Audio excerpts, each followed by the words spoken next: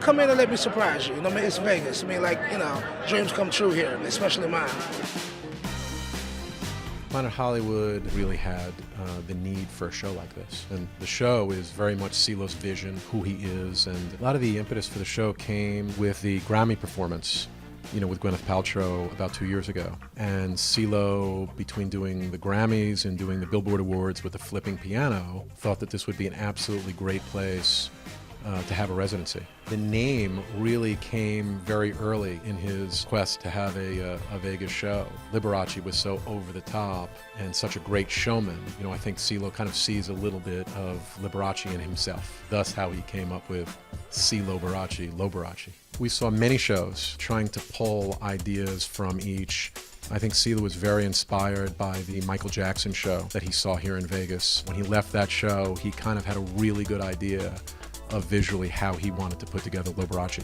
The show is really what Cee Lo wanted it to be. There are a lot of costumes, there's extensive choreography, the dancers are fantastic, you know, it's very sexy, very musical. There was a lot of thought and a lot of work put into this production. We really set out to do a show that was very compelling visually as well as sonically, because there are very few voices like Cee Lo Green.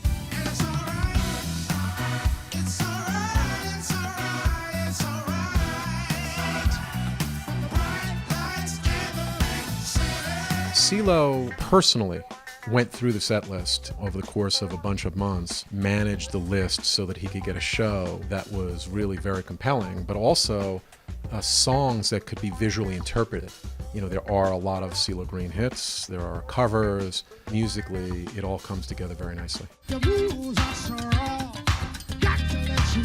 One of the things that a person would notice coming to the show is that Cee Lo is very interactive with the crowd. At times he goes into the crowd. He's very interactive, very in touch, and he's pulling people into the show by how personal it is.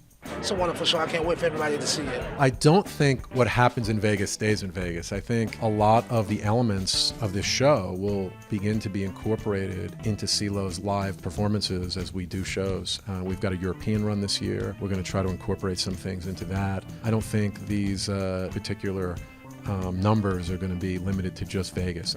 And when he's not on stage, he's in the studio down the block making music for the new Goody Mob record that's coming in June, and also the new Cee Lo Green album that's coming in October.